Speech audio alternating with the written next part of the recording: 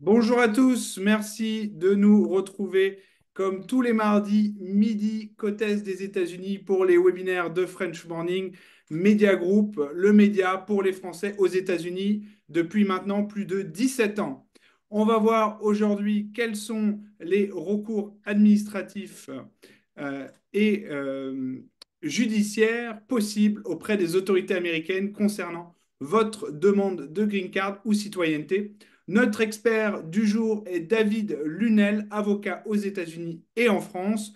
On va essayer de vous donner un maximum d'informations dans un premier temps avec un partage d'écran que David va mettre en place maintenant. Et on répondra à toutes vos questions à la fin de la présentation. Donc, vous pouvez déjà les mettre dans le Q&A ou Q&R sur Zoom en bas de votre écran si vous avez des questions. Je vais tout de suite donner la parole à David et moi, je reviendrai à la fin de poser un maximum de questions de l'audience. David. Bonjour David. Merci, merci Romain. Bonjour, bonjour à tous. Merci de vous connecter nombreux pour ce webinaire. Je vais faire le partage d'écran tout de suite. Voilà. Donc, Romain, je pense que ça marche. C'est parfait, ouais, merci beaucoup. OK. Euh, voilà, parfait. Donc, en fait, l'enjeu du webinaire d'aujourd'hui, c'est de parler des différents problèmes que rencontrent principalement les francophones quand ils font une demande de green card ou une demande de citoyenneté auprès des autorités américaines. Donc, bien évidemment, on ne pourra pas parler de tous les enjeux et de toutes les actualités. On va être obligé de faire un rappel assez simple sur les différentes manières d'obtenir la green card, sur les différentes manières d'obtenir la citoyenneté. Mais on fera un focus plus particulier sur les problèmes rencontrés et surtout sur les solutions qu'on peut apporter à ce type de demande. Parce qu'il y a finalement les gens sont très peu au courant finalement des recours possibles, des recours administratifs ou même parfois des assignations et des procès qu'on peut intenter contre les autorités d'immigration, contre USCIS, ou, même devant des cours fédérales. Donc, je vais. Voilà. Donc, bon, ça, Romain m'a déjà plus ou moins introduit. Je suis avocat en immigration depuis à peu près 5 ans maintenant, 5 6 ans. Ça fait 8 ans que je suis aux États-Unis. J'ai fait mes études d'abord en France, ensuite aux États-Unis. Je suis passé aussi par l'Espagne. Et je suis avocat exclusivement en immigration depuis maintenant 5 ans, avec la particularité pour un Français, de ne pas m'occuper uniquement de dossiers de francophones, mais beaucoup de dossiers de personnes qui sont ce qu'on appelle ici en procédure de déportation, en removal proceedings, c'est-à-dire en procédure d'expulsion, et avec une sphère d'activité aussi dans tout ce qui est contentieux, c'est-à-dire des procès qu'on intente contre USCIS parce que, par exemple, ils ont refusé une green card pour des raisons erronées, ou parce que le dossier de traitement, enfin le traitement du dossier est beaucoup trop long. Donc, on est obligé de faire une action en justice. Donc voilà, donc notre cabinet s'occupe de toutes ces choses-là. Euh, on s'occupe également pas mal de dossiers d'asile, des procédures d'asile pour les francophones qui viennent d'Afrique de l'Ouest, parce qu'il y a beaucoup de pays en ce moment qui font face à diverses difficultés. Je pense notamment au Burkina Faso avec tous les problèmes que les gens rencontrent avec Boko Haram. Je pense aussi à de nombreuses femmes qui sont victimes d'excision en Guinée ou dans d'autres pays. On s'occupe également de beaucoup de naturalisation, de green card fondées sur la famille, c'est-à-dire tout ce qu'on appelle regroupement familial. Donc ça, c'est principalement une Américaine qui fait un dossier de carte verte pour son mari ou des gens qui veulent faire venir leurs enfants ici. Ou aussi également, on fait un peu de ce qu'on appelle employment-based, mais principalement pour les gens qui veulent faire leur green card par eux-mêmes, c'est-à-dire les gens qui ont un CV assez exceptionnel avec un PhD, un doctorat, et qui veulent du coup éviter de passer par un employeur et s'auto-sponsoriser. Ce qu'on appelle le National Interest Waiver, on en parlera un petit peu. On parlera aussi des problèmes qu'on rencontre dans ce genre de dossier. Donc, je voudrais faire un rappel sur les différentes manières de venir aux États-Unis. On ne parlera pas pendant ce webinaire de tout ce qu'on appelle les visas non immigrants. Donc, c'est très important quand on parle d'immigration aux États-Unis de bien comprendre la différence entre visa immigrant, visa non immigrant. Visa immigrant, c'est la green card. C'est quand on devient résident. Tout ce qui n'est pas une green card est un visa non immigrant. Alors, ça ne veut pas dire que quand on a un visa non immigrant, on ne peut pas devenir à terme, plus tard, un résident, mais en attendant, on sera considéré comme non résident.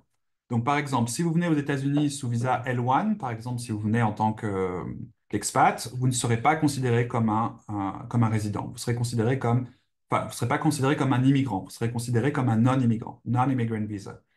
La même chose si vous venez avec un visa O ou si vous venez avec euh, un visa H1B, parce que quelqu'un vous a sponsorisé, si vous venez en visa étudiant, même si votre intention est de rester aux États-Unis toute votre vie, à partir du moment où vous rentrez avec un visa étudiant, vous êtes considéré comme un non-immigrant, un non-immigrant. Pendant ce webinaire, on va parler uniquement des immigrant visas. Donc, on va parler uniquement de la green card et comment l'obtenir et les problèmes que l'on rencontre lors de l'acquisition de la green card. Et on parlera aussi également de la naturalisation, l'obtention de la citoyenneté aux États-Unis, qui est la deuxième phase si on veut rester plus longtemps et si on veut avoir certains avantages inhérents au statut de citoyen, par exemple pouvoir voter et tout ça. Donc, ce qu'il faut savoir, c'est que la green card est évidemment nécessaire avant d'obtenir la naturalisation, avant de devenir un citoyen américain. Il y a quelques exceptions. C'est pour les personnes qui ont leurs parents qui sont citoyens déjà, ils peuvent avoir une acquisition automatique, mais il y a certaines conditions très strictes. Autrement, il faut toujours avoir la green card pour pouvoir être ce qu'on appelle un citoyen américain. Donc, il y a plusieurs types de visas qui vous permettent d'obtenir la green card. Donc, celui que beaucoup de gens connaissent, c'est évidemment le visa diversité, la loterie qu'on fait directement sur le site du Department of State. Euh, alors, je sais qu'il y a beaucoup de cabinets d'avocats qui s'occupent de ça, ou même parfois des faux cabinets d'avocats. Ce qu'il faut savoir, c'est que c'est gratuit. Vous n'avez rien à payer pour ça. Ils vous demandent juste une photo que vous devez télécharger sur le site. Et je ne vous conseille pas de payer pour ça parce que si vous payez quelqu'un pour le faire, ça veut dire que vous ne serez pas forcément la personne qui recevra le message si vous êtes sélectionné. C'est tellement simple que ça ne nécessite pas de passer ni par un avocat ni par une organisation spécialisée. Vous avez la green card que l'on peut obtenir grâce à l'emploi, ce qu'on appelle employment based. Et il y a deux types de visas, donc c'est les EB1, EB2, EB3. Euh, pour résumer, EB2 en général, c'est ce dont je parlais, les National Interest Waiver. Dans cette catégorie-là, c'est les gens qui font leur carte verte par eux-mêmes. EB1, c'est des gens qui ont des qualités exceptionnelles ce qu'on appelle un burden, c'est-à-dire des critères assez stricts et assez compliqués pour montrer en fait qu'on est assez exceptionnel. Et après, il y a évidemment le EB3 qui est pour les skilled workers, c'est-à-dire les travailleurs qualifiés. C'est assez compliqué le EB3 parce qu'en fait, même si on n'a pas besoin de beaucoup de diplômes, il y a une liste d'attente. C'est-à-dire que c'est pas automatique selon les pays, donc il faut regarder en fonction du visa, en fonction du pays, et il y a forcément parfois une liste d'attente. Le plus courant, c'est évidemment le regroupement familial, c'est-à-dire quand on le fait via mariage ou parce que ses parents sont citoyens américains ou parce que ses enfants sont citoyens américains. Et après, il y a la green card humanitaire. Alors, c'est pas vraiment une green card humanitaire. C'est en gros, on a réussi à obtenir le statut de réfugié ou l'asile et après un an de statut, on peut demander automatiquement l'acquisition de la green card. La même chose pour les visas U. C'est assez méconnu, mais si vous êtes victime d'un crime aux États-Unis, vous pouvez demander la green card. Enfin, vous pouvez demander d'abord le visa U et si vous l'obtenez, 3 ans plus tard, vous pourrez obtenir la green card. Donc, voilà, je suis allé un peu vite, mais les visas diversité, on en a parlé. Je pense que ça a pas besoin, on n'a pas besoin d'en développer plus, parce que franchement, toutes les informations sont en ligne et c'est très très simple. Si vous êtes sélectionné, vous pourrez obtenir la green card et passer par le consulat pour l'obtenir. L'emploi, c'est ce que je vous disais, donc les B1, les B2 et les B3. Le plus important, je pense, sur lequel il faut vraiment insister, c'est le EB2, ok? Parce qu'il y a beaucoup de gens qui se retrouvent aux États-Unis et qui ne savent pas, qui n'ont pas forcément besoin d'un époux, d'une épouse ou d'un employeur pour pouvoir rester sur le sol américain. Je pense principalement aux personnes qui ont un PhD. Si vous avez un doctorat, vous pouvez demander en fait, que le département d'État waive, c'est-à-dire vous dispense de démontrer que que vous ne volez pas le travail d'un Américain, quelque part. Donc, normalement, quand on fait un visa fondé sur l'emploi, il faut passer par le Department of Labor, il faut demander ce qu'on appelle une perm, il faut demander une autorisation du département du département du travail pour prouver en fait que vous ne volez l'emploi de personne et que votre emploi est qualifié, que l'offre est réelle et tout ça. En revanche, si vous avez un PhD et que vous travaillez dans un domaine qui est important pour l'intérêt national, vous pouvez demander une dérogation. Et ça change beaucoup de choses, surtout pour les gens qui sont par exemple sous visa STEM ou sous visa H-1B, qui ont déjà un visa et qui peuvent rester longtemps aux États-Unis.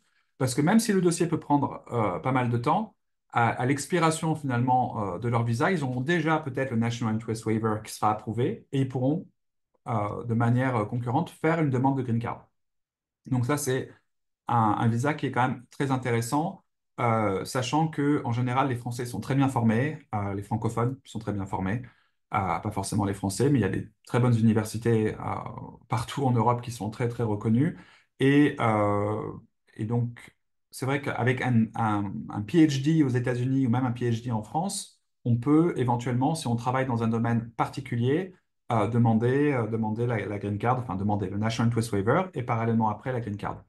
Je pense par exemple à tous les ingénieurs, aux personnes qui travaillent dans l'intelligence artificielle en ce moment. Je suis basé en Géorgie à Atlanta et on a beaucoup, beaucoup de gens qui viennent de Georgia Tech. Et c'est assez, je ne vais pas dire simple, mais c'est une option qui s'offre à eux dans la mesure où ils sont extrêmement bien formés dans tout ce qu'on appelle engineering, dans tout ce qui est informatique et dans tout ce qui est aussi intelligence artificielle. Donc ça peut être un des domaines. Pareil pour les personnes qui travaillent dans la médecine ou les personnes j'en vais faire un par exemple pour une personne qui travaillait dans les essais cliniques liés au Covid et qui avait un PhD en neuroscience, en sciences neurologiques. Elle a eu aussi son H1B, enfin son National Interest Waiver approuvé assez facilement. Donc, pour revenir au regroupement familial, ce qu'il faut bien comprendre, c'est qu'il y a différents types de catégories pour le regroupement familial. C'est pas parce que votre père est américain que vous pouvez automatiquement avoir la green card. C'est pas parce que votre frère est américain que vous allez avoir la green card immédiatement. Il y a deux types de classification en droit de l'immigration pour le regroupement familial. Il y a ce qu'on appelle immediate relative et preference category. Donc effet immédiat et catégorie de préférence. Ce qu'on appelle immediate category, c'est-à-dire effet immédiat, c'est que il n'y a pas de liste d'attente. En gros, vous demandez, si vous êtes citoyen américain, vous pouvez faire la pétition de green card pour votre femme ou pour votre mari euh, sans avoir à attendre. C'est-à-dire qu'il n'y a pas une liste d'attente de 1 an, 2 ans ou 3 ans. Vous pouvez le faire et je vous montrerai après dans une autre slide comment ça fonctionne et comment comprendre finalement cette distinction entre l'effet immédiat et l'effet de préférence.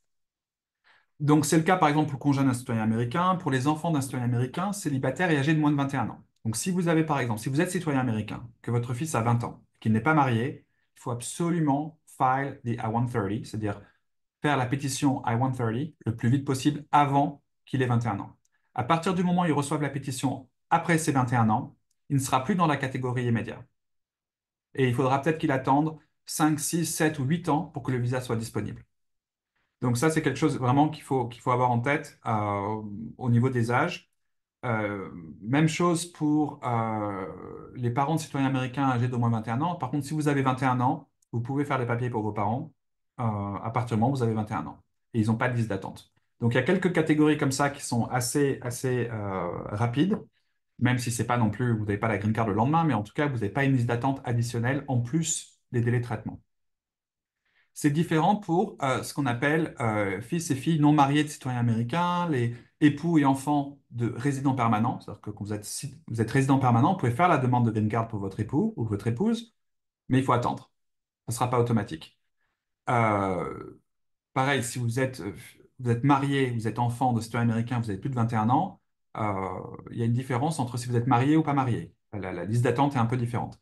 Évidemment, frères et sœurs, vous avez le droit de faire une pétition pour votre frère ou pour votre sœur, mais il faut être prêt à attendre entre 15 et 20 ans, à peu près avant que le visa soit disponible. Donc, la plupart du temps, les gens le font non pas pour leurs frères et pour leurs sœurs, mais ils le font pour leurs neveux. Parce que, par exemple, si vous avez 20 ans, vous êtes citoyen américain, vous pouvez faire la pétition pour votre sœur qui en a 24, mais qui a un fils de 2 ans. Et quand il aura 18 ans, il sera protégé par la pétition de sa sœur. il sera automatiquement inclus dedans. Ce qui veut dire que même si la sœur ne veut pas forcément aller aux États-Unis, elle peut quand même aller au consulat, demander la green card, les enfants seront protégés, pourront partir aux États-Unis et elle, après, elle peut abandonner la green card après. Donc c'est une des options.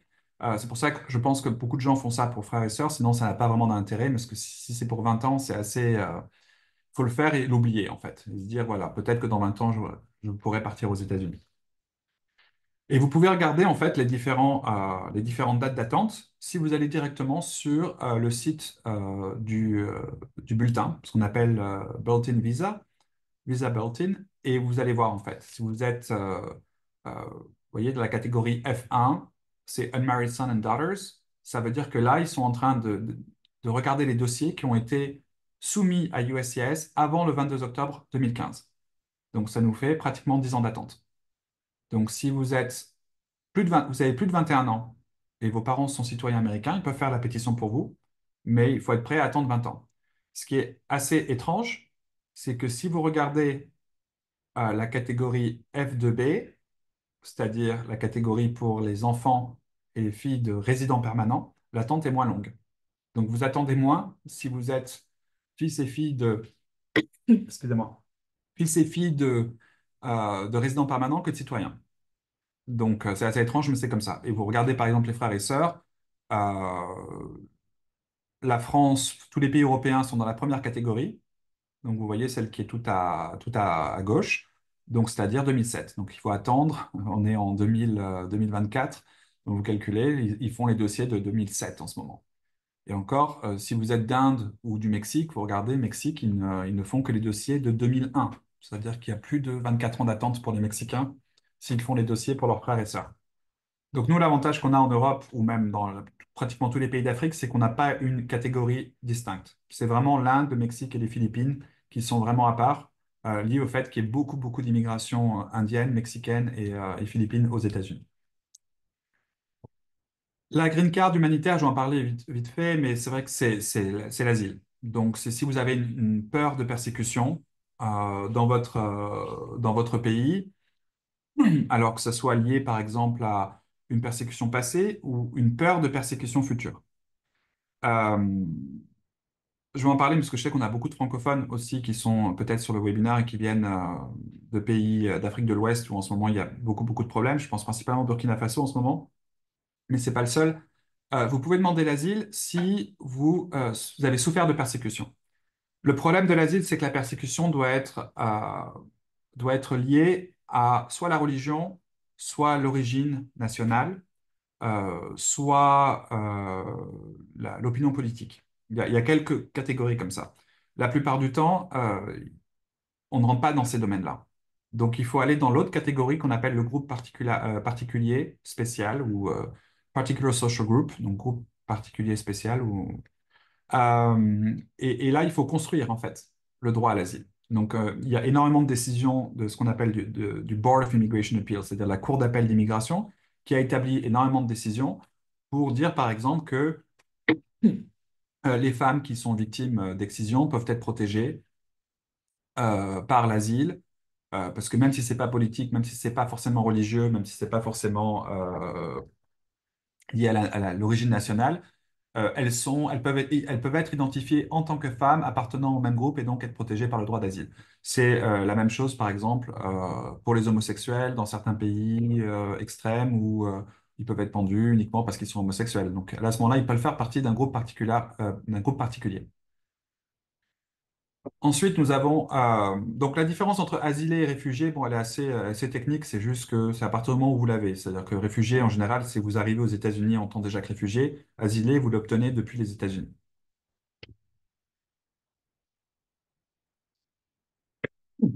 Excusez-moi. Donc, un visa qui est assez méconnu aux États-Unis, mais qui est très important, c'est le visa U.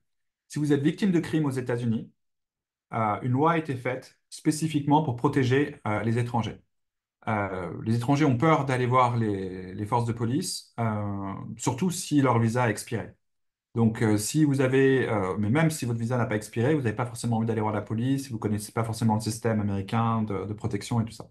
Donc, si vous allez reporter, enfin, aller voir la police pour dire ce qui vous est arrivé et qu'il y a un rapport de police qui est fait, et que vous coopérez avec les autorités, À ce moment-là, vous pouvez obtenir un visa U. Et après, avec le visa U, une fois que vous l'avez obtenu, vous devez rester 3 ans sur le sol américain et au bout de 3 ans, vous pouvez demander la green card. Donc, c'est un visa assez intéressant. Le visa T, bon, il est assez peu utilisé, mais ça permet des victimes de la traite des êtres humains de rester temporairement aux États-Unis.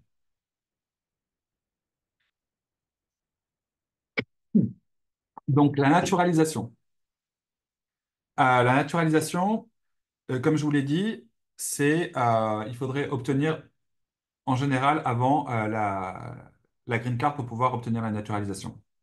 Donc, les avantages d'être américain, en fait, principalement pour les francophones, c'est ne pas avoir le stress de se dire qu'on peut perdre la green card si on reste trop de temps hors du sol américain. Quand on est résident américain, on doit rester au moins 180 jours par an sur le sol américain.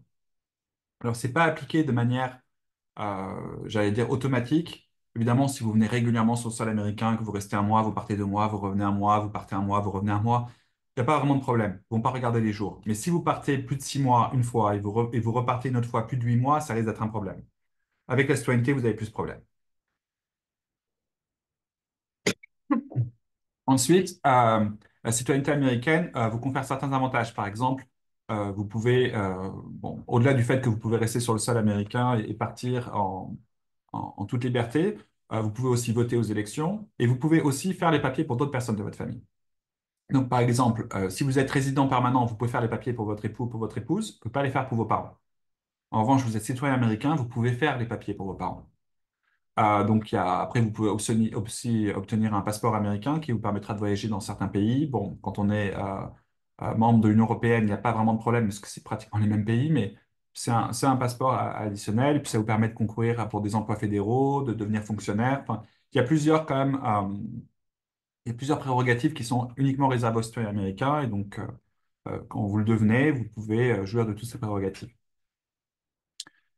Donc, une question qui revient souvent, et je crois que j'ai déjà eu 2 ou 3 questions avant le webinaire qui me sont arrivées par rapport à la naturalisation, c'est souvent, et je vais insister uniquement sur 3 points, le problème de la présence. On va calculer en fait la présence sur les 5 dernières années ou les 3 dernières années en fonction de la catégorie dans laquelle vous demandez la résidence, enfin la citoyenneté. Si vous êtes marié, par exemple, à un citoyen américain, vous avez le droit de demander la green card au bout de 3 ans, enfin, de demander la citoyenneté après 3 ans de green card si vous résidez toujours ensemble et que vous n'êtes pas divorcé. Donc là, la présence physique sera calculée sur les 3 dernières années. En revanche, si vous faites la green card, la citoyenneté sur 5 ans de green card, il faudra regarder les 5 dernières années. Il faudra avoir plus de 2 ans et demi sur le sol américain. Ensuite, une autre question, c'est le problème du criminal record, c'est-à-dire j'ai été arrêté par la police pour telle ou telle raison et tout ça, ou j'ai été condamné il y a 5 ou 6 ans. Bon. En général, ça devient vraiment un problème si la date de la commission de l'infraction a moins de 5 ans. Donc, en fait, pour demander la citoyenneté, il faut prouver qu'on ait ce qu'on appelle ici good moral character, c'est-à-dire de bon caractère moral, et il regarde effectivement toutes les condamnations que vous pouvez avoir. Si vous avez été juste arrêté, ce n'est pas une raison pour refuser la citoyenneté. Si vous avez arrêté 3, 4, 5 ou 6 fois et que vous n'avez aucune condamnation, une arrestation n'est pas une condamnation. Une arrestation ne nous empêchera pas d'avoir la citoyenneté. En revanche, dans la pratique, ils peuvent utiliser de nombreuses arrestations pour dire que vous manquez de bon caractère moral. Et donc, en général, la décision est refusée. C'est là qu'il faut faire un appel, parce que c'est illégal. Mais malheureusement, il y a certains USCIS Field Office, c'est-à-dire des différentes agences de USCIS un peu partout aux États-Unis, qui sont beaucoup plus strictes que d'autres. Une question qui revient souvent aussi, c'est par exemple les impôts. On vous pose sur le formulaire de la citoyenneté, est-ce que vous avez payé toujours vos impôts à temps? Et certaines personnes disent oui, j'ai payé à temps, mais j'ai un payment plan parce que je devais beaucoup d'impôts, donc je l'ai fait en 18 ou 20 mois. En général, ce n'est pas vraiment un problème à partir du moment où vous avez tous les documents. En revanche, il faut faire très attention à ne jamais mentir sur le formulaire et ne pas faire d'erreur parce que on ne vous refusera pas la citoyenneté parce que vous êtes en retard pour payer vos impôts, à partir du moment où vous avez un payment plan, mais on peut vous la refuser pour avoir menti à un officiel. Et si vous avez menti, vous ne pouvez plus la redemander pendant 5 ans, parce que le good moral character s'analyse pour les 5 dernières années. Donc, il faudra attendre 5 ans avant de refaire une demande de citoyenneté. Donc, faire très attention aux informations qu'on met effectivement sur les formulaires et durant l'interview aussi. Donc, la procédure de naturalisation est assez simple. Un entretien composé de questions, un test d'anglais, ils vous demanderont juste d'écrire une phrase, ils vous feront lire une phrase aussi et un texte d'éducation civique, mais c'est vraiment 100 questions à apprendre par cœur. La plupart des gens connaissent au moins la moitié des questions. Donc, c'est assez simple. Et donc, alors les défis. Alors là, on arrive vraiment au cœur du sujet, au cœur du webinaire, une fois que j'ai fait une introduction un peu sommaire des différents moyens d'obtenir la green card et d'obtenir la citoyenneté. Les défis, c'est qu'il y a plusieurs procédures qui sont complexes. Alors, certaines sont très simples, mais la manière dont elles sont traitées par USCIS peuvent les rendre complexes. Euh, on a vu, surtout pendant le Covid, qu'il y a vraiment peu d'employés auprès du USCIS et que les dossiers prenaient énormément de temps. Et il y avait des instructions à l'époque, lors de l'ancienne administration, pour refuser le plus de dossiers possible. Donc, par exemple, si vous aviez un middle name et que vous n'en aviez pas, par exemple, que vous mettez rien, vous le laissez en blanc, on avait des formes rejetées, mais ce qui n'avait pas écrit non applicable, pas applicable. Il y avait vraiment des dossiers refusés pour des raisons complètement stupides pendant le Covid. Donc, dans ces cas-là, il y a des recours à faire. Ensuite, le délai des traitements. Normalement, il y a sur le site de USCIS, ils vous mettent exactement le temps de délai, enfin, les délais de traitement des dossiers. Mais il faut savoir que ces délais-là sont changés régulièrement en fonction des problèmes qu'ils rencontrent. Par exemple, si USCIS a énormément de dossiers, là où il disait, par exemple, il y a 2 ans, oh, pour une application de Green Card, on met environ 10 mois ou 12 mois, ils mettront 12 mois, et vous permettront de poser une question au bout de 12 mois si vous n'avez toujours pas de réponse, ils vont le changer sur le site USCIS et ils vont le passer à 48 mois. Et donc, les gens, naturellement, se disent, bon, ben, je ne peux rien faire parce que le temps de traitement, c'est 48 mois ou 52 mois. On a même vu plus que ça parfois. C'est complètement illégal. Ils peuvent écrire ce qu'ils veulent sur le site de USCIS. Ils peuvent dire, oui, le temps de délai de traitement, c'est 50 mois. Ça n'en fait pas un délai légal pour un juge fédéral. Et c'est là où on en parlera après, ce qu'on appelle le mandamus, où on peut faire une action en justice. Et ensuite, les décisions erronées. Alors ça arrive régulièrement. Ce qu'il faut savoir, c'est que parfois, les green cards sont refusés, même les citoyennetés sont refusées pour des motifs juridiques, mais les décisions sont ni motivées en droit et en fait. C'est des décisions qui sont complètement abusives. Euh, Parfois, la personne est de bonne foi, elle pense que, enfin, l'officiel est de bonne foi, il pense qu'il peut effectivement refuser la décision, mais c'est une loi qui ne s'applique plus. Parfois, les documents, ils vont dire oui, on vous a envoyé une request for evidence, on vous a envoyé une lettre en vous demandant des documents additionnels. Ils vont dire on n'a rien reçu, donc on refuse, alors que vous avez la preuve que vous l'avez envoyé et qu'ils l'ont reçu. Donc, c'est là où on peut faire un procès pour ouvrir le dossier. Et j'expliquerai aussi pourquoi parfois c'est mieux de faire des procès que de se cantonner aux options qu'ils vous proposent. Parce qu'ils vont vous dire sur la notice, le dossier est refusé, vous ne pouvez pas faire, vous pouvez pas faire d'appel, mais vous pouvez faire une motion. Ils vont vous dire que la motion coûte 700 dollars, rien que le fee, rien que le tarif pour USCIS est 700 dollars. Et or, ce n'est pas la chose à faire. Il faut parfois, c'est plus efficace de faire un procès tout de suite parce que la motion peut prendre des années. Et en attendant, vous êtes sans papier ou vous ne pouvez pas devenir citoyen. Donc, il y a plusieurs choses à vraiment bien regarder quand vous avez une décision qui est refusée. Donc, il y a différentes solutions. Service request, motion to reopen, LegalNet, appel, procès.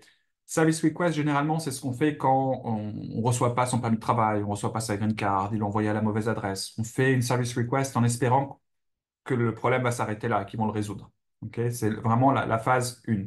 On appelle ça case inquiry ou service request en fonction du formulaire, en fonction du dossier.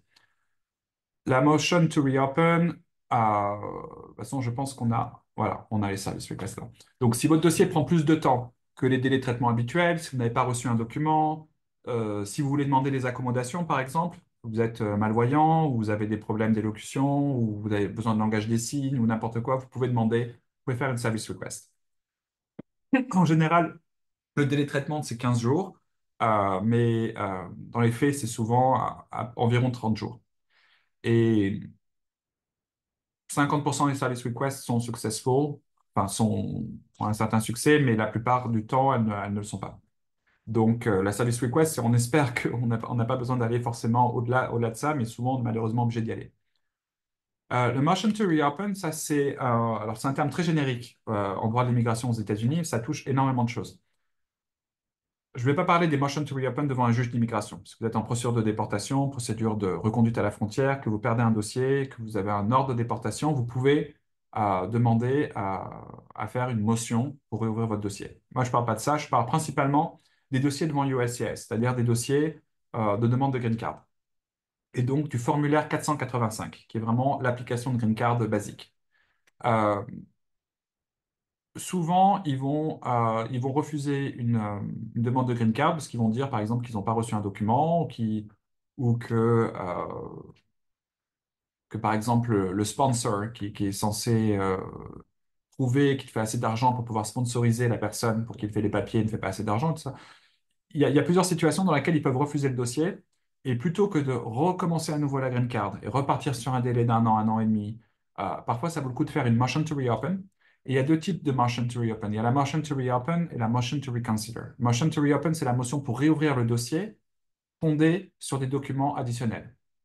La motion to reconsider, c'est une motion pour reconsidérer, euh, mais parce qu'il y a une mauvaise application de la loi ou mauvaise application des faits dans le dossier. Il faut faire cette demande, c'est une sorte de recours administratif. Et cette demande-là, elle se fait auprès du USCIS.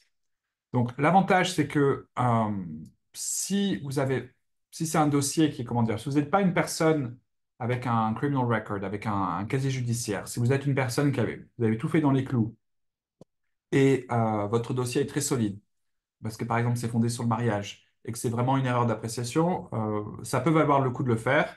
Ça vous évite de partir dans une sorte de contentieux un peu trop agressif. En revanche, le problème de la motion, c'est qu'il n'y a pas un temps de traitement. Donc, il y a des personnes qui font une motion to reopen, qui attendent pendant 2, 3 ans un résultat. Et ils ne font rien pendant ce temps-là. Il ne se passe rien. Donc, effectivement, s'ils sont venus avec un visa, que leur femme ou leur mari leur ont fait la demande de green card, qu'elle a été refusée et qu'ils ont fait la motion to reopen, ils pensent qu'ils peuvent rester sur le sol américain. Or, ça n'empêche pas qu'on puisse les placer en procédure d'expulsion par la suite. Ça n'a aucune incidence, c'est juste un recours administratif. Et donc, ça n'a pas une force, j'allais dire judiciaire, c'est juste une force administrative. Donc, c'est vraiment pas la même chose qu'un procès. Et surtout, ça peut prendre énormément de temps. Donc, les motions to reopen, il faut les faire vraiment dans certaines catégories de dossiers. Et si vous n'avez pas de réponse assez tôt, il faut penser déjà à la prochaine étape et peut-être même un procès. On n'a pas parlé du consulat, mais c'est vrai que quand vous faites une demande de green card, euh, vous pouvez le faire depuis les États-Unis si vous êtes aux États-Unis et que vous êtes entré légalement sur le sol américain, mais vous pouvez le faire la plupart du temps via le consulat. Et le problème du consulat, c'est que c'est des décisions qui ne sont pas, qui ne peuvent pas être revues par une cour. C'est des décisions discrétionnaires et les cours d'immigration ou même les cours fédérales n'ont pas le pouvoir de revoir une décision discrétionnaire. Donc vous êtes vraiment à la merci d'un officiel du consulat et vous ne pouvez rien faire. Alors vous pouvez faire dans la première étape, si par exemple vous faites une pétition familiale, ça c'est l'USCIS qui s'en occupe, donc là vous pouvez faire un procès. Mais à partir du moment où la pétition est approuvée et que vous allez au consulat faire votre demande de green card et qu'on passe à la deuxième étape, s'il y a un refus, on ne peut rien faire. En tout cas, au niveau des cours fédérales, on ne peut absolument rien faire. En revanche, il y a plusieurs options. On peut envoyer toujours des emails pour dire si vous voulez, si vous pouvez reconsidérer la décision, c'est une décision erronée. Et principalement, on peut faire ce qu'on appelle des legal nets. Legal nets, c'est un outil qui est mis à la disposition principalement des avocats. Je pense que les particuliers peuvent le faire aussi, mais c'est principalement les avocats qui s'en occupent. Et en fait, on fait un argument juridique en expliquant pourquoi la décision du consulat est erronée et pourquoi il faut la reconsidérer. Ça marche souvent pour des dossiers qui sont un peu... euh, j'ai eu un dossier, par exemple, d'une femme qui avait accouché aux États-Unis. Elle avait accouché aux États-Unis il y a très longtemps, donc un de ses fils était américain. Il avait fait le dossier pour elle, mais peut-être 22 ans, 23 ans plus tard, et on lui avait refusé. Donc la pétition avait été approuvée. Quand elle va au consulat, on lui refuse le visa, donc le visa de green card, enfin pouvoir entrer comme résidente. en lui disant qu'elle a violé les lois américaines parce qu'elle est venue en sachant qu'elle était enceinte aux États-Unis dans l'objectif de donner naissance à un Américain et donc de donner la nationalité à son fils. Or, la loi qui avait été votée était votée après la naissance de son fils. Elle n'était pas rétroactive. Et donc, évidemment, elle n'avait aucune connaissance de cette loi, elle n'existait encore, elle n'existait pas. Donc, il n'y avait aucune intention de violer une loi. Donc là, on a fait une legal night et on a gagné grâce à la legal night. Si on avait fait un procès devant une cour fédérale, le juge aurait refusé de revoir le dossier parce qu'il aurait dit qu'il n'aurait pas eu compétence pour le faire. Donc, c'est assez utile. C'est des outils qui sont utiles, mais principalement devant le consulat. L'appel. L'appel, c'est une procédure qu'on fait devant le Board of Immigration Appeal, donc la Cour d'appel d'immigration. Euh, les trois quarts des appels qui vont devant le Board of Immigration Appeal, le BIA, c'est des appels qui concernent des décisions de juges d'immigration. C'est pour les personnes qui sont en procédure de déportation, en procédure de reconduite à la frontière. Euh, Quand on perd ces dossiers, on va en appel devant le BIA. Mais il y a aussi, le BIA a aussi compétence pour les pétitions 130. Les pétitions 130, c'est la pétition qui permet c'est des pétitions de regroupement familial, principalement. Quand vous faites une pétition pour votre fils, pour votre fille, pour votre époux, pour votre mère, donc en général, quand c'est sur le mariage, c'est refusé parce qu'on dit que le mariage est faux, enfin qu'il n'est pas entré de bonne foi. On dit que le mariage est frauduleux. Euh, Quand c'est pour le fils ou la fille, on dit ah ben on n'a pas la preuve que vous êtes vraiment le père, vous n'apparaissez pas sur le birth certificate ou sur l'acte de naissance. Euh, Quand c'est pour la mère, par exemple, ils vont dire la même chose. Enfin, il n'y a pas vraiment un lien de filiation qui est retenu. Donc, dans ces cas-là, on peut faire un appel devant le Board of Immigration Appeal. Donc, ça prend aussi beaucoup de temps. Ça prend entre 1 et 2 ans. Euh, alors, souvent, quand on fait un appel devant le BIA, il faut le faire vraiment quand on...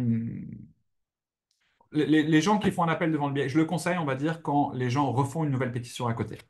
Par exemple, vous êtes marié, vous avez peu de documents pour montrer que le mariage est vrai, parce que vous êtes rencontrés il y a que 6 ou 7 mois, par exemple, et qu'au moment de l'entretien, vous n'avez pas encore beaucoup de documents. Or, vous êtes ensemble, vous avez pas d'enfant, donc on ne peut pas prouver finalement que ça, c'est la meilleure des preuves quand on veut montrer que le mariage est vrai, c'est qu'on montre un acte de naissance d'un enfant.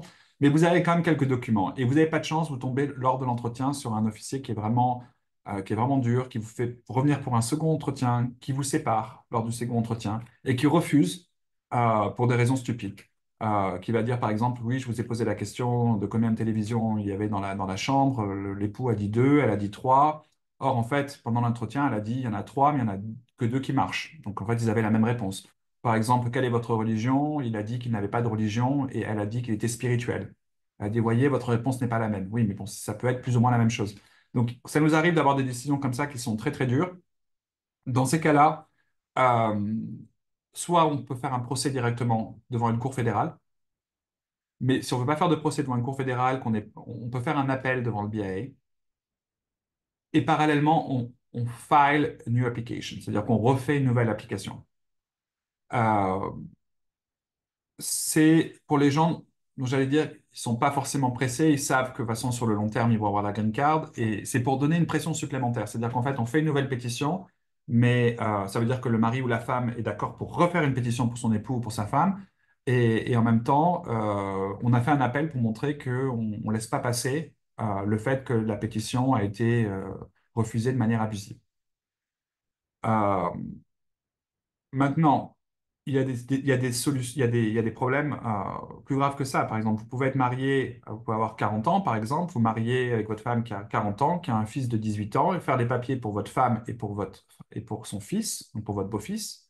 Or, ils mettent 2 ans pour vous appeler pour un entretien, et quand vous allez à l'entretien, vous vous rendez compte que si c'est refusé, l'enfant a plus de 21 ans. Dans ces cas-là, euh, l'enfant ne sera plus protégé par la pétition si la première est refusée. Dans ces cas-là, je vous conseille de faire un procès plutôt qu'un appel devant le BIA parce que si l'appel met beaucoup, beaucoup de temps, le procès peut être beaucoup plus rapide. On peut avoir une réponse sous 60 jours. Et ça nous permet de voir s'il n'a pas encore 21 ans, de refaire tout de suite une pétition pour continuer à ce qu'il soit protégé par la loi américaine parce qu'il aura moins de 21 ans et il sera considéré comme quelqu'un d'immédiat et non pas de préférence. la distinction dont on avait parlé auparavant. Donc les procès, voilà, c'est les deux types de procès dont il faut parler, c'est le APA, c'est-à-dire ce que je viens de dire, par exemple, une décision abusive. Euh, USCIS refuse une demande de green card fondée sur le mariage en disant que le mariage est faux ou en disant qu'ils n'ont pas donné assez de documents alors qu'ils ont énormément de documents, qu'ils ont des affidavits, ils ont des déclarations de proches, et ils ont des photos, ils ont des taxes ensemble, ils ont tout, mais USCIS parfois dit non, c'est pas assez, même si c'est complètement abusif. Si c'est vraiment, vraiment abusif, je vous conseille de faire un procès, de ne pas faire un appel, d'aller directement devant une cour fédérale.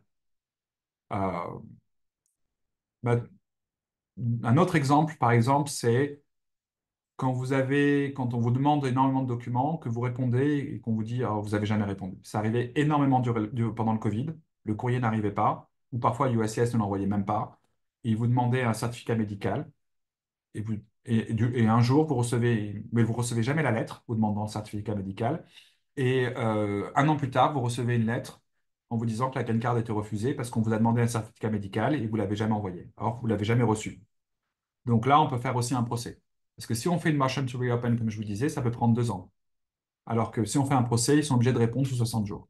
Donc là, c'est aussi un outil qui est très important. Mais il faut vraiment être sûr, quand on fait un procès, d'avoir un dossier béton. C'est-à-dire que effectivement, si vous n'avez pas, si vous êtes j'allais dire, vous êtes sur le point de divorcer et que vous dites non, je veux vraiment avoir ma green card juste avant, je ne vous conseille pas de faire un procès, parce que si vous rappelle pour un entretien et que votre femme n'est plus ou votre mari n'est plus vraiment à même pour vous soutenir et pour aller à l'entretien, vous allez faire un procès, ils vont rouvrir le dossier, mais ils vont vous rappeler pour un entretien. Et si elle ne se présente pas ou si elle ne donne pas les documents ou s'il ne se présente pas et ne donne pas les documents, le dossier sera refusé. Donc vous aurez dépensé beaucoup d'argent pour finalement rien du tout. Le mandamus, c'est c'est aussi une action judiciaire devant un tribunal de l'ordre judiciaire américain, donc c'est devant une cour fédérale aussi. C'est ce qui permet à un requérant, un étranger, de forcer USCIS à vous donner une réponse. Donc, on les a le plus souvent dans le cadre de ce qu'on appelle des I-130 petitions, donc les pétitions familiales. Votre green card est pending, c'est-à-dire qu'elle est en attente depuis 2 ans, 3 ans, 4 ans, il ne se passe rien. On vous a appelé une fois pour un entretien, vous êtes allé. On vous a rappelé un an plus tard pour un deuxième entretien, on vous a séparé. L'entretien a duré 4 heures et depuis, rien du tout. Et ça fait 2 ans, 3 ans, 4 ans que ça dure. Là, vous pouvez faire un mandamus. Et je vous disais, sur USCIS website, sur le site, vous pouvez aller voir, ils vont vous dire oui, mais le traitement de dossier peut être de 50 mois, 60 mois. Non. Si la green card est en attente depuis plus de 2 ans, c'est pas normal. 24 mois, ce n'est plus un délai raisonnable pour 90% des juges américains. Donc, dans ces cas-là, vous faites ce qu'on appelle une writ of mandamus, c'est-à-dire une action judiciaire devant une cour fédérale. Et le gouvernement, USCIS, va être représenté par l'avocat du gouvernement. Et l'avocat du gouvernement va dire à USCIS, vous devez faire quelque chose, parce que là, je dois expliquer au juge pourquoi il n'y a pas eu d'action sur le dossier. Donc, ils vont faire quelque chose. Ils vont vous envoyer une request for evidence, ils vont vous envoyer une notice pour vous dire qu'ils veulent refuser le dossier, mais au moins, ils vous donneront une opportunité pour répondre, pour vous expliquer, ou ils vont vous appeler pour un entretien. Et après, ils vous donneront la réponse tout de suite après. Ils ont vraiment un délai de 60 jours pour répondre. Même s'ils demandent une extension, l'extension sera 30 jours, donc vous allez avoir une réponse sous 90 jours. Très important pour la demande de citoyenneté. Euh, la demande de citoyenneté, ce qu'il faut savoir, c'est qu'à partir du moment où vous passez l'entretien et que vous avez passé le test d'anglais et le test civique, USCIS a l'obligation de vous rendre une décision sous 120 jours. 120 jours, c'est 4 mois. Donc, si vous n'avez pas de décision sous 4 mois, c'est même pas la peine de faire une service request, vous faites directement un mandamus. Vous faites une action judiciaire, faites un procès, ils sont obligés, c'est par la loi. Autant pour une pétition familiale, comme je vous le disais, il faut un délai raisonnable, et donc là, c'est à l'appréciation des juges. En général, on estime que 2 ans, c'est un délai raisonnable. Autant pour une demande de citoyenneté, c'est dans la loi. Et la loi dit 120 jours. Donc, si votre dossier n'est pas approuvé ou refusé, c'est encore une fois, on ne fait pas un mandamus pour avoir une décision positive ou négative, on fait juste un mandamus pour avoir une décision, pour savoir ce qui se passe sur le dossier. Si vous avez vraiment une décision négative, enfin, si vous n'avez pas de décision du tout sous 120 jours, vous pouvez faire une demande de mandamus pour une demande de citoyenneté. Donc, l'APA, c'est ce dont on parlait. Le mandamus, voilà, c'est une assignation à l'encontre de l'administration américaine euh, qui vous force à rendre une décision. Alors après, encore une fois, on ne peut pas promettre la décision elle-même. C'est-à-dire que si vous n'avez pas de réponse depuis 5 ans sur votre dossier et que vous faites un mandamus, à ce moment-là, le USCIS répondra. Mais ça peut être un approval, c'est-à-dire une approbation de green card, mais ça peut être aussi un refus.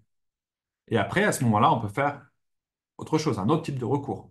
Mais au moins, on a quelque chose contre lequel on peut se battre. Parce que quand on n'a rien, on n'a rien. Ça peut durer des années comme ça. Et ça laisse des gens dans des situations parfois de détresse, parce ils peuvent pas renouveler leur work permit, leur permis de travail, ou leurs enfants, encore une fois, ils ont leurs enfants à l'étranger, ils veulent faire les papiers, mais ils attendent d'avoir eux-mêmes leur carte verte pour les faire venir, donc c'est assez compliqué. Et donc voilà, donc on arrive à la fin. Je pense que je voulais principalement insister sur les recours et les appels et les motions to reopen, parce que je pense que beaucoup de gens ne sont pas au courant de ces différents types de recours. Les gens ont tendance à penser que c'est une administration. Il y a aussi la peur de l'administration américaine. On a peur de l'effet, enfin, euh, de l'effet un peu intrusif aussi des procédures d'immigration, parce qu'ils peuvent vous appeler pour des entretiens. Or, vous avez le droit d'aller à un entretien quand c'est une application de mariage avec un avocat présent. L'avocat a le droit d'interjecter si, par exemple, il vous pose des questions trop intimes. Et c'est une procédure qui est souvent méconnue et les gens ont parfois peur. Donc, il y a quand même beaucoup de sauvegardes juridiques ou même administratives pour permettre à ce que les gens aient finalement leur green card sans devoir attendre 10 ans ou sans avoir des refus pour des raisons complètement stupides. Merci beaucoup, David. Est-ce que tu peux aussi peut-être mettre le petit slide d'après, juste pour que les gens puissent avoir tes contacts, si jamais il y a des gens qui... Tu Ah là? voilà, parfait, magnifique. Si jamais il y a des gens qui doivent s'absenter, au moins vous avez les contacts à l'écran de David. Donc vous pouvez le contacter euh, par mail. Je pense que c'est ce qu'il y a de mieux. Et puis après, vous recevrez toutes les informations pour pouvoir avoir un rendez-vous individuel. On peut attaquer les questions, David, ou tu voulais rajouter des choses? Non, je pense que c'est bon. Ok, Il parfait. reste 15 minutes, donc ouais, je pense qu'on aura le temps de Ouais, répondre aux questions comme ça. voilà, on a nos 12 dernières minutes. On va essayer de répondre à un maximum de questions. Euh, je vois qu'on a plusieurs questions concernant le visa G4. Euh, Comment ça se passe quand on veut faire... est-ce qu'il faut faire une procédure? C'est quoi la procédure, grosso modo, quand on est en G4? Est-ce qu'il faut attendre la retraite? Est-ce que la procédure est différente ou c'est comme les autres visas? Alors, le visa G4, il me semble que c'est les visas pour les gens qui travaillent pour les organisations internationales. Ouais, les Nations Unies, ouais. Ouais. Alors, objectivement, je sais pas, j'en ai jamais fait parce que c'est pas un visa qui est. En général, c'est géré vu que ça passe par des organisations internationales, ils passent eux-mêmes par une procédure à part. Donc, c'est pas vraiment des cabinets d'avocats souvent qui s'occupent de ça. Je sais que, enfin, le visa G4, le principal problème de tous les visas diplomatiques ou les visas principalement diplomatiques, c'est que c'est pas considéré vraiment comme une véritable admission sur le sol américain. Ah, ça, c'est quelque chose dont on peut parler aussi, parce que c'est important aussi pour les gens, pour les Français qui sont en ESTA, souvent. Quand vous venez aux États-Unis, vous devez être admitted, c'est-à-dire admis, ou paroled, c'est-à-dire avoir un parole ou avoir une admission. Le problème, c'est que il y a quelques visas qui ne sont pas considérés comme une véritable admission. L'ESTA n'est pas un visa, c'est un waiver program. Donc, il y a beaucoup de gens qui viennent sous ESTA en France et qui pensent qu'ils peuvent postuler directement pour un H-1B, pour n'importe quel type de visa, directement depuis les États-Unis. Or, si dans les faits, on permet aux détenteurs de l'ESTA de faire une demande de green card fondée sur la famille, à partir du moment où c'est mariage avec un US citizen, c'est le seul type d'exception qu'on autorise. Je sais que pour le visa G, enfin, je ne sais plus si c'était le G4, mais c'était un visa assez similaire. C'était pas considéré comme une admission, même pour faire ce qu'on appelle un adjustment of status. Donc, il y a quand même des règles très spécifiques pour tous les employés des organisations internationales, pour surtout l'OTAN et toutes ces applications-là. Mais je ne suis pas vraiment compétent pour répondre là-dessus parce que c'est encore une fois, j'ai jamais fait de visa G4. Le seul dossier que j'ai eu sur un visa comme ça, c'était une personne euh, qui était en procédure de déportation, en procédure de reconduite à la frontière, et qui disait je suis marié avec un US citizen et qui disait ben, je peux faire ma green card directement devant l'USCIS. Et on lui a répondu qu'il ne pouvait pas parce que ce n'était pas considéré comme une véritable admission. Mais encore une fois, c'est parce qu'il était arrivé à une date il y a très très longtemps. Je ne suis même pas sûr que cette loi soit encore applicable. Parfait. Hmm. Une question, je suis sûr de pas mal de gens veulent avoir la réponse. Quelle est la nationalité qui a le plus de chances de remporter la green card? On a un auditeur anonyme qui nous dit qu'il a le passeport français, algérien et marocain. Avec quel passeport il faut jouer à la loterie? Alors, certainement pas la France. Alors, je ne sais pas entre le Maroc et l'Algérie, mais pour avoir vu beaucoup d'Algériens aux États-Unis qui ont gagné la loterie, je dirais l'Algérie parce que j'ai rencontré plus d'Algériens. Maintenant, je ne sais pas, il faudrait voir en fait la population totale du pays et le nombre de personnes qui postulent. Mais je crois il y a un site qui vous dit le pourcentage de réussite en Ouais, fonction du pays. ouais, il y a Euh, un site qui fait ça, ouais, je l'ai déjà vu. ouais, il me semble. Euh, Je pense que la France, on on est peut dans avoir la l'ordre des réponse. moins de 1%, je crois, la France, c'est moins de 1%, mais il y a des pays qui sont à 12. Je ne sais plus lequel, mais donc ouais, il faut regarder, il faut faire la recherche et voir, et il faut forcément postuler du pays qui a le plus de chances. On a une question de Lucia qui nous demande est-ce que l'application à la Green Card Lottery, peut se faire en parallèle d'une demande O1 ou ça peut impacter l'obtention Non, de O1. ça n'a rien à voir. Encore une fois, la loterie, comme je disais, c'est un visa, immigrant visa, et l'autre, c'est un non-immigrant visa. Mais même, donc en fait, c'est deux procédures complètement indépendantes. Donc ça n'a absolument aucune incidence. Moi, j'ai des gens qui sont même, j'ai une cliente qui est venue ici du Congo en visa F1. Elle est restée en F1, elle est passée en H1B, elle a gagné la loterie. Et elle est repartie pendant qu'elle était en H1B pour aller passer au consulat pour faire sa demande de green card et est revenue en tant que résidente. Donc ça n'a aucune incidence.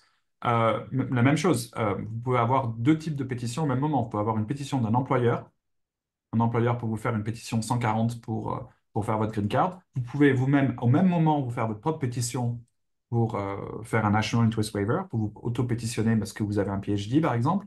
Et vous pouvez avoir votre époux, votre épouse qui vous fait la pétition au même moment. Et après, choisir en fonction de celle qui est approuvée, la plus rapide pour continuer. Ça n'a rien à voir. Parfait.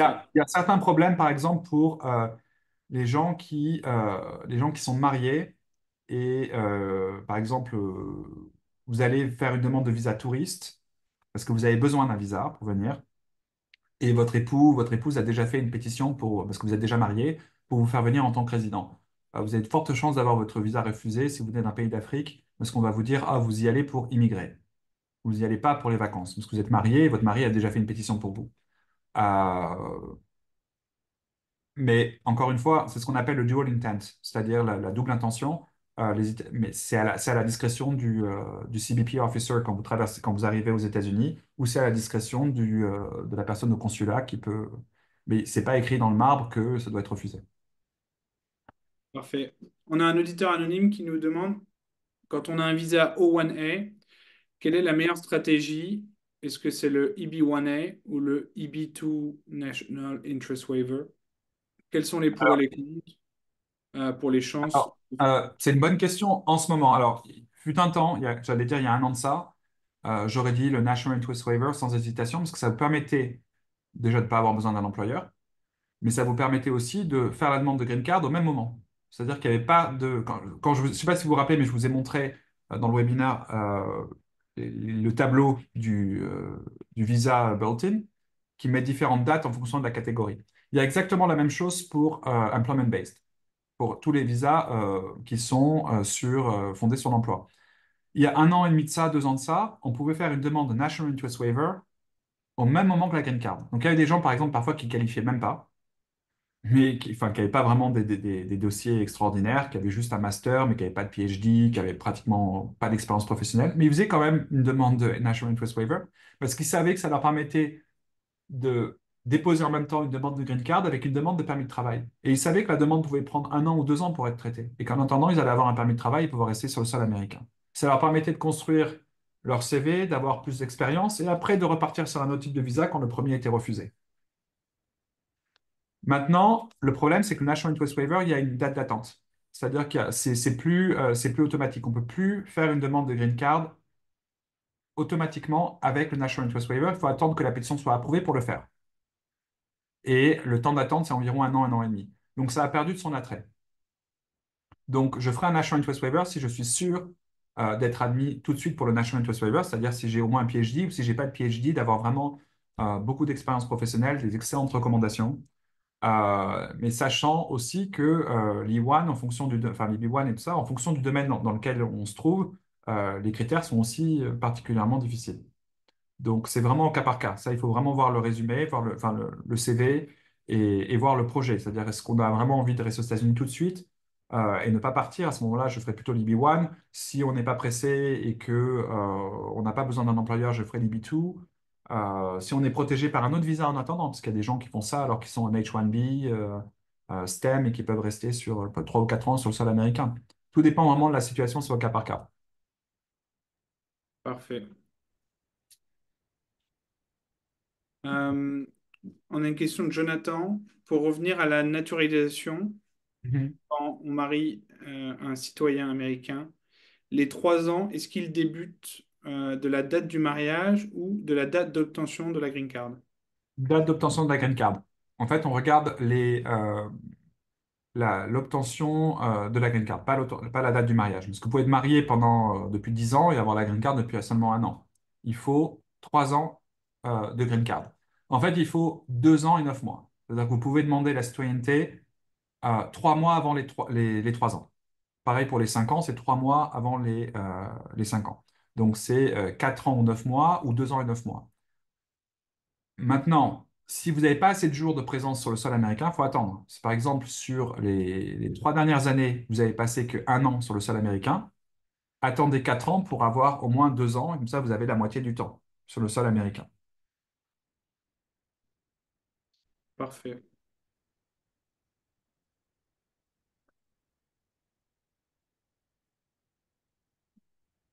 On a une question de quelqu'un qui nous dit elle a sa carte à renouveler en 2025, euh, donc sa carte verte. Est-ce qu'elle doit s'y prendre à l'avance? Elle est en Californie et elle réfléchit à divorcer après 12 ans de mariage. Est-ce que c'est critique de rester sur une carte verte ou est-ce qu'il vaudrait mieux acquérir la nationalité? Alors, non, c'est pas critique. Si elle a la carte verte déjà qui est valide pour plus de 10, enfin, pour 10 ans, c'est bon. C'est-à-dire que si elle a une conditional green card, c'est un peu plus problématique et encore. C'est-à-dire, tant qu'on peut prouver que le mariage a été de bonne foi, même le divorce n'empêche pas le renouvellement de la green card. Maintenant, il y a deux types de green card. On vous donne la green card de 2 ans quand, au moment de l'obtention de la green card, vous êtes marié depuis moins de 2 ans. Donc, on vous donne une green card conditionnelle. Et après, il faut enlever les conditions de la green card. Et on vous donne une green card de 10 ans. Si elle a une green card de 10 ans, elle n'a plus besoin de son mari pour prouver qu'elle est résidente. La seule différence, c'est qu'elle est obligée d'attendre 5 ans pour demander la citoyenneté et pas 3 ans. Mais si ça fait 10 ans qu'elle est résidente américaine, elle peut demander la citoyenneté si elle a envie de devenir citoyenne. Si elle n'a pas envie de devenir citoyenne, elle peut très bien divorcer, elle restera résidente. Elle aura juste à renouveler sa green card. Généralement, le renouvellement de la green card, on ne le fait pas plus de 6 mois avant. C'est-à-dire qu'il faut le faire 6 mois avant l'expiration. C'est un bon délai.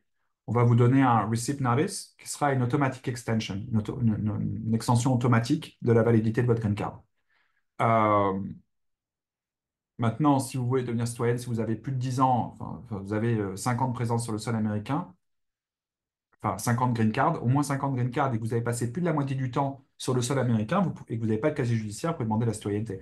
Après, est-ce que c'est intéressant de demander la citoyenneté dans ma situation? Je sais qu'il y a parfois on paye plus d'impôts quand on est uniquement américain. Je crois qu'il y a, mais je ne connais pas grand-chose dans les questions fiscales, mais après, c'est une question personnelle. C'est le sujet d'un autre webinaire, ça. Voilà.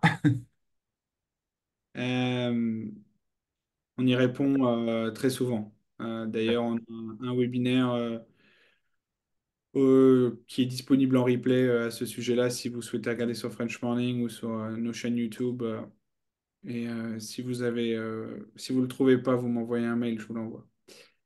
Euh, Jonathan nous dit, j'ai regardé les délais pour les green cards sous Family Based Adjustment Applications en mettant Mhm. Service Center qui est à Charlotte, North Carolina, et le délai est de 20 mois. Est-ce que c'est fiable? Ça me paraît vraiment très long pour un dossier dit facile. Euh, alors, c'est ce qu'ils mettent pour se protéger. C'est ce que je disais tout à l'heure, les délais sur le site de USCIS, il ne faut pas les prendre en considération. C'est-à-dire que c'est pour éviter qu'on les embête avec des service requests. Parce qu'ils savent que avant ce délai-là, on ne peut rien faire. Maintenant, 20 mois, c'est trop tôt pour faire un procès. Quand c'est une demande de famille en green card, on attend en général, j'allais dire 24 mois. Si votre dossier est pending depuis plus de 24 mois, à ce moment-là, je pense que ça vaut le coup de faire ce qu'on appelle un mandamus, c'est-à-dire une action judiciaire. Si c'est moins de 24 mois, je pense que Charlotte, c'est District Court North Carolina. C'est une- c'est des juges qui sont assez durs là-bas. Donc, je pense pas que ça vaille le coup de faire une action judiciaire si on n'a pas atteint au moins 24 mois. Maintenant, fiable, c'est pas parce qu'il met 24 mois que le dossier va être traité en 24 mois, hein. La plupart des dossiers, les dossiers, c'est une moyenne déjà. Déjà, c'est sûrement une moyenne. Et deuxièmement, ce qu'il faut comprendre, c'est qu'ils traitent les dossiers de manière différente. C'est-à-dire que s'ils voient que le dossier, il n'y a pas d'enfant, que c'est fondé sur un mariage, mais qu'il n'y a pas d'enfant, et que il a eu un enfant avec quelqu'un d'autre pendant le mariage, parce que ça arrive beaucoup dans ce genre de dossier, et qu'ils ont été appelés pour un entretien, mais qu'ils ne savaient même pas le nom complet de sa femme ou de son épouse, ces dossiers-là vont être mis sur le côté. Ils vont pas forcément donner une réponse tout de suite. Et c'est ces dossiers qui prennent énormément de temps. Donc, les trois quarts des dossiers qui prennent du temps, c'est aussi parce qu'il y a des red flags, vraiment je sais plus comment on dit, mais des éléments qui perturbent un peu la vue de l'officier. Mais ça ne veut pas dire qu'il n'y a pas non plus des erreurs de USCIS. Et parfois, ils oublient tout simplement un dossier. Ouais. Et ça arrive aussi. Et donc, là, 24 mois, je pense que c'est un délai raisonnable pour faire un procès. On a vraiment beaucoup, beaucoup, beaucoup de questions qui tombent. Malheureusement, je sais pas, est-ce que David, tu as encore 5 minutes de Oui, bien plus? sûr. Ouais, ouais. On va prendre quelques questions et puis on devra clôturer là. Moi, ce que je ferai, c'est que j'enverrai les questions qu'on n'a pas répondu à David. Donc, Mhm. au moins, il aura les questions. Et puis après, de toute façon, pour tout ce qui est cas très compliqués, et même pour tout type de cas, en fait, contactez David directement. Euh, et puis, ils vous proposeront un rendez-vous dans les meilleurs délais. Frédéric nous demande, un jeune de 18 ans avec une green card depuis 4 ans, il part étudier en Europe, est-ce qu'il va pouvoir demander la citoyenneté dans un an? Non. Non, et d'ailleurs, s'il reste 4 ans sur le sol français, il perdra la green card. Donc, il faut faire très attention. Alors, bon, j'ai eu tout type de dossier, hein. J'ai eu des personnes qui avaient reçu la green card parfois alors qu'ils n'avaient jamais résidé aux États-Unis. Ils ont réussi à rentrer plusieurs fois comme ça, ils n'ont jamais eu de problème. Mais j'ai eu des personnes aussi qui ont passé uniquement 8 mois en France et quand ils sont revenus, on a failli les mettre en procédure de reconduite à la frontière sous prétexte qu'ils avaient abandonné leur green card. Parce que dans résident permanent, il y a le mot résident. Donc, vous devez résider sur le sol américain. Donc, si vous avez donc c'est pour ça que c'est intéressant d'avoir la citoyenneté, pour justement ne plus avoir ce problème. Le problème, c'est que vous ne pouvez pas avoir la citoyenneté si vous n'avez pas au moins prouvé votre présence physique sur le sol américain pendant au moins la moitié du temps sur les 5 dernières années. Donc, mon conseil dans ce cas-là, c'est surtout faire ce qu'on appelle un form I-131, 131. C'est un formulaire qui vous permet de bloquer en fait votre résidence pour bien montrer que vous avez fait toute la procédure à temps, que vous voulez conserver votre green card et que vous allez passer du temps à l'étranger. Il faut le faire sur le sol américain avant de partir. Maintenant, si vous avez un passeport français, un passeport suisse, un passeport italien, en général, ils sont un peu moins durs qu'avec d'autres nationalités. Pour l'instant, on ne sait pas ce qui va se passer.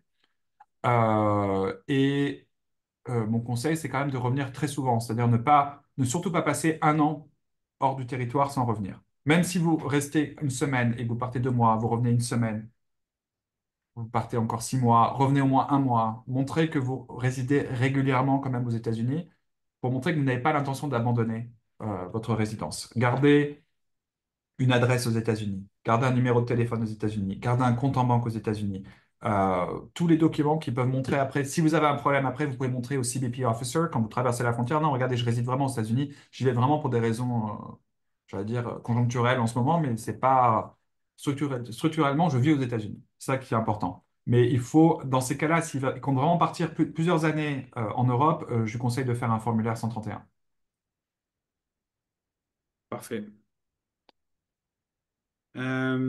J'essaie de prendre des questions qu'on n'a pas répondues et vraiment d'ordre général.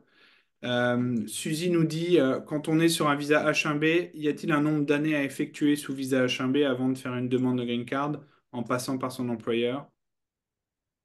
Alors, oui et non. Encore une fois, si vous avez un visa H1B et que vous voulez faire une demande de green card sous une certaine catégorie qu'il faut démontrer 5 ans d'expérience professionnelle et vous ne les avez pas parce que vous venez juste sortir de la fac, oui, il faudra être sous visa H1B pendant au moins 5 ans, c'est-à-dire 3 ans, parce que c'est pour 3 ans, puis c'est renouvelable 3 ans. Donc, il faudra être au moins sous visa pendant 5 ans pour pouvoir prouver que vous avez les qualités requises pour pouvoir demander ce visa-là. Mais si vous avez déjà, par exemple, 10 ans d'expérience ou 5 ans d'expérience professionnelle et que vous faites un visa qui demande que 5 ans d'expérience professionnelle et que vous avez après fait le H1B, mais que vous avez déjà les 5 ans, rien ne vous empêche de faire la demande directement. Pareil pour... et encore une fois, les demandes sont indépendantes. Donc, même si vous mariez avec un citoyen américain, il peut faire une demande pour vous, même si vous êtes sous H1B. Ça n'a rien à voir non plus. Mais encore une fois, ça dépend du type de visa. Il y a le EB1, le EB2, le EB3. Il y a plusieurs sous-catégories dans le EB1, EB2 aussi. Donc, il faut voir vraiment dans quelle catégorie on est. Elle nous précise qu'elle a un PhD. Alors, si elle a un PhD, je pense que le mieux, ce serait de faire un National Interest Waiver, parce que c'est facilement approuvable avec un PhD, parce qu'on a déjà le niveau d'expertise euh, remplit déjà la condition principale. Donc après, il faut vraiment prouver, et après, c'est le travail plus ou moins de l'avocat, de prouver que son domaine d'activité est un domaine d'importance nationale. Donc, je pense que le National Interest Waiver est peut-être le plus approprié. Encore une fois, alors surtout si elle est sous H1B, elle peut rester sous H1B, il est valable pendant quelques années. Elle fait le National Interest Waiver et quand il est approuvé au bout de 6 mois ou un an, elle a peut-être une liste d'attente, comme je disais, parce que c'est sur le bulletin, ils disent qu'il faut attendre, elle attendra 6 mois, 7 mois, mais elle peut rester sur le sol américain. Et une fois que sa date de priorité est atteinte, à ce moment-là, elle peut faire directement l'application de Green Card. Tiens, on a une question complémentaire exactement là-dessus de Philippe qui nous dit, outre le PhD et autres expériences professionnelles qu'il remplit, est-ce qu'il doit démontrer des revenus aux États-Unis dans les dernières années? Non, non, non, c'est complètement indépendant des revenus. En tout cas pour le National Interest Waiver, mais même pour n'importe quel type en général, il faut. Alors après, tout dépend. Si vous faites un visa expat, par exemple, un visa L1 et tout ça, il faut montrer qu'on a été employé. Donc, il faut montrer ses revenus sur son territoire, montrer qu'on est employé. Mais c'est uniquement pour des raisons de preuve, pour des raisons de preuve d'emploi et tout ça. Mais pour des visas de type National Interest Waiver, on doit juste prouver que on est, j'allais dire, exceptionnel et qu'on est de national importance. C'est-à-dire qu'on travaille dans un domaine d'importance nationale et que quand on fait la balance entre demander une autorisation au département du travail bah, c'est plus bénéfique pour les États-Unis de ne pas la demander que de la demander. Donc, en fait, le troisième critère, c'est finalement une balance des deux premiers. Donc, mais il n'y a aucun critère financier. Parfait. Un auditeur anonyme, toujours sur le National Interest Waiver, nous dit, est-ce qu'il n'y a pas un délai plus court? Parce que apparemment, il faudrait attendre 2 ans pour avoir l'autorisation de travailler, c'est ça? Alors, il faut regarder sur le bulletin. Je n'ai pas regardé là aujourd'hui le bulletin d'octobre pour le National Interest Waiver parce que ça change tous les mois. Mais encore une fois, c'est pas exactement ça. C'est pas il faut attendre 2 ans. Il faut attendre que le National Interest Waiver soit approuvé. On peut le faire par expedite. C'est un premium processing. On peut payer plus cher et avoir Mais dans le cas du National Interest Waiver, ça n'a aucun intérêt de payer parce que de toute façon, même si c'est approuvé sous 15 jours, il faudra attendre entre un an et demi pour pouvoir demander la green card. Une fois que le National Interest Waiver est approuvé et que la date de priorité est atteinte, qui est, aux dernières connaissances, je crois que c'était un an et demi à peu près, au bout d'un an et demi, on peut demander la procédure de green card. Et en demandant la procédure de green card, parallèlement, parce que la green card, ça ne va pas approuver en une journée, elle peut prendre un an et demi, la procédure de green card. On peut demander le permis de travail en attendant. Et le permis de travail, récemment, sous l'administration Harris, c'est quand même beaucoup plus court que ce que c'était sous l'administration Trump, aussi lié au Covid, je pense, en partie. Mais je sais qu'on attendait un permis de travail entre 10 et 12 mois. On demandait une demande de green card, on attendait parfois 12 mois pour avoir un permis de travail. Aujourd'hui, on fait une demande de green card, on peut avoir le permis de travail, j'en ai eu parfois en un mois et demi. En général, c'est entre 4 et 5 mois, mais ça va beaucoup plus vite. Donc, effectivement, National Interest Waiver, il faut attendre que la date de priorité soit atteinte pour pouvoir demander la carte de pour pouvoir demander la green card et donc le permis de travail en attendant. Ok. On va clôturer là-dessus parce que, en fait, plus tu réponds à des questions, plus il y a des Ouais. questions qui tombent. Donc, en fait, on pourrait rester là toute l'après-midi sans problème. Je vais juste rapidement vous montrer, parce que je reçois beaucoup d'emails sur comment accéder au replay. Quand vous êtes sur French Morning, que ce soit New York ou n'importe quelle ville, donc là, c'est la page d'accueil. Vous descendez tout en bas et là, vous cliquez sur webinaire et vous retrouvez sur tous les webinaires de French Morning qui vont s'afficher là et vous avez les replays en fait dans les articles. Donc, n'hésitez pas. David, est-ce que tu veux peut-être partager une dernière fois ton écran avec ton email et ton numéro de téléphone? Et moi, je vais aussi mettre l'email de David dans le chat en même temps. Si jamais il y a des gens qui veulent le copier-coller. Voilà. Si vous regardez ça en replay, que ce soit sur YouTube, Facebook ou LinkedIn, normalement, les numéros de téléphone et email fonctionneront encore en 2025 et 2026. C'est tout ce que je souhaite à David. Et bah, merci de vous être connecté. Merci David d'avoir répondu à toutes les questions. Euh, Merci Romain. Merci French Morning aussi. Merci Elisa Leberman qui m'a beaucoup aidé aussi pour la réalisation du webinaire, qui travaille avec moi depuis peu. Donc voilà, et merci à tous d'être venus, d'être connectés. ouais. Je vous donne rendez-vous mardi prochain. On va parler immobilier en France pour le prochain webinaire de French Morning. Merci à tous. Bon après-midi, bonne journée, bonne soirée, où que vous soyez dans le monde. À bientôt sur French Morning. Au revoir. Au revoir.